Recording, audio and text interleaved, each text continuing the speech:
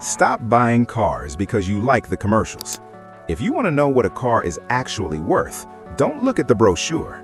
Look at the invoice for the fuel injectors, the suspension control arms, and the software recalibration fees. Here is the cold, hard math for 2026. Vehicle repair costs have climbed over 60% since 2020.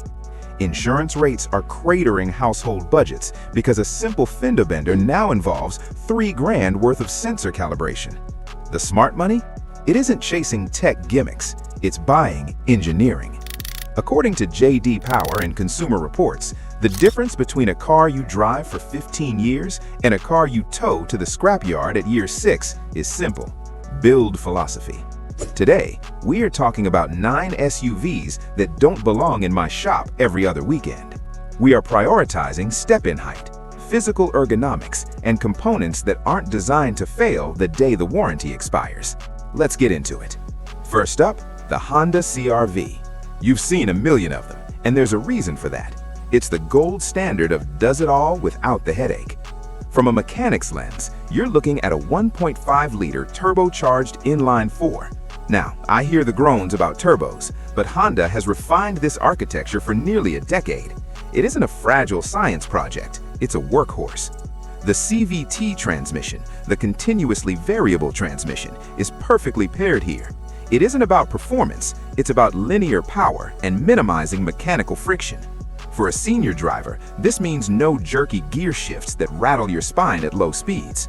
The interior? It's logical.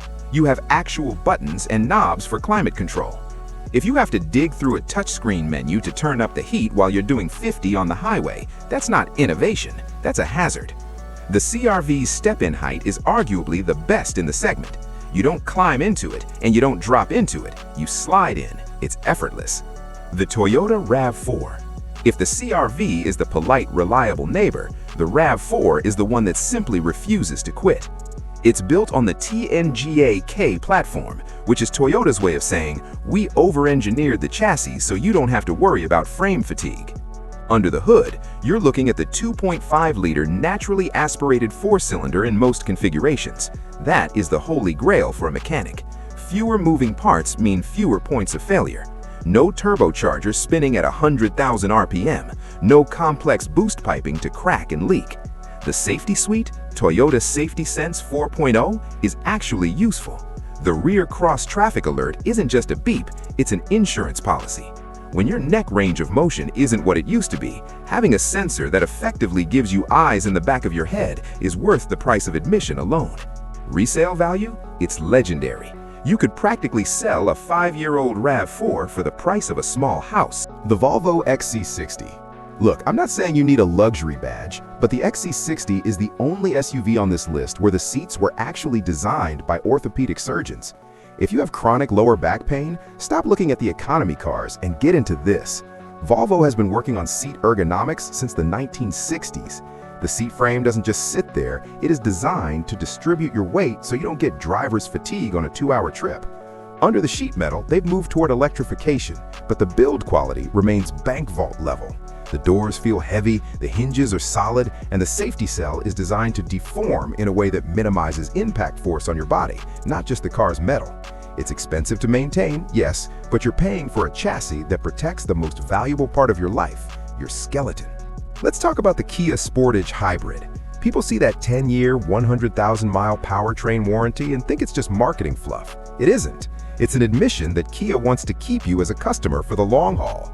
Under the hood, you've got a 1.6-liter turbocharged 4-cylinder married to an electric motor and a traditional 6-speed automatic. Why does that matter? Because some brands are still shoving fragile CVTs into their hybrids. Kia stuck with a geared transmission. It feels like a real car, it shifts like a real car, and from a mechanical standpoint, it's significantly easier to repair down the line when the inevitable wear and tear sets in. You're looking at 40+ mpg combined, which, when gas prices inevitably spike again, is going to make you feel like a genius every time you pull into a pump.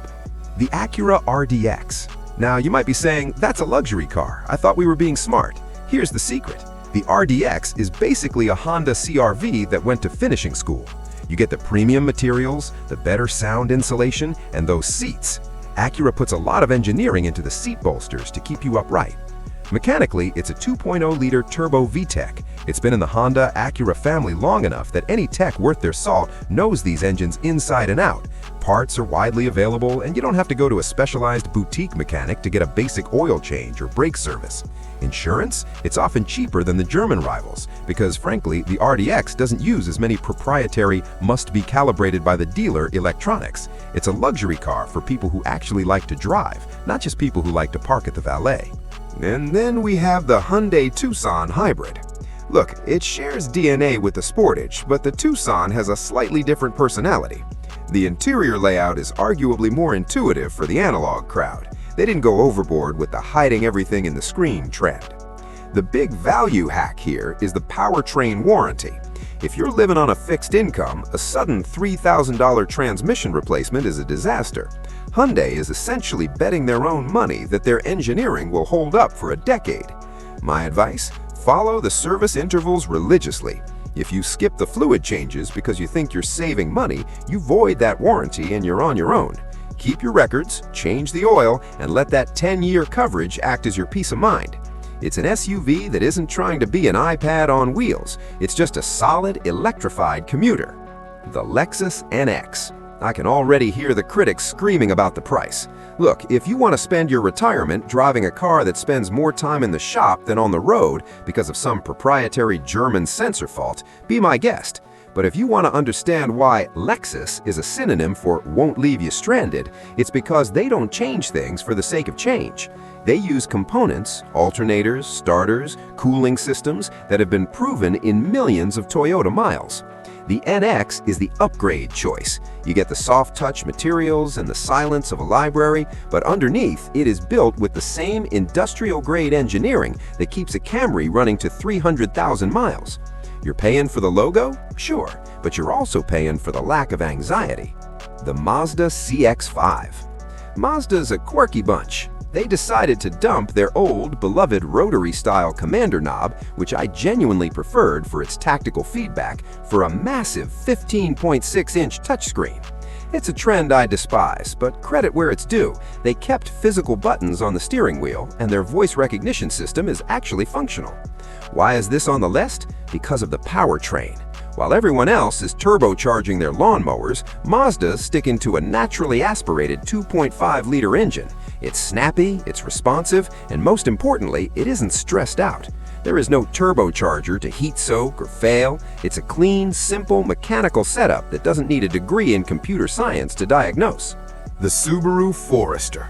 If you live where it snows or where the roads look like they were shelled during a war, you buy a Forester, period. Let's talk industrial grade. The boxy shape isn't just for style, it's for visibility. You have massive windows. You don't have these sleek, aggressive roof lines that cut your peripheral vision in half. The step-in height is genuinely optimized for real humans. It is the king of the easy slide. It uses a flat-4 engine, which keeps the center of gravity low and the handling predictable. Is the CVT transmission the most exciting thing on the planet? Absolutely not. It's a rubber band box, but Subaru has mastered the calibration so that it doesn't drone like a blender. It's functional, it's durable, and it's meant to be used, not just looked at. You don't buy a Forester because you want to be cool. You buy it because you want to be able to leave your driveway when there's 6 inches of slush on the ground. If you take anything away from this, let it be this. Smart money buys engineering, not branding. That badge on the front grille doesn't get you to the grocery store or the doctor's office any better than a reliable mid-range SUV.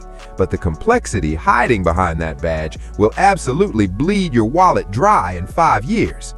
Don't fall for the tech trap. Those massive, mesmerizing screens in the center console, they're a massive distraction, a massive repair bill when they glitch, and they require you to take your eyes off the road just to change the fan speed.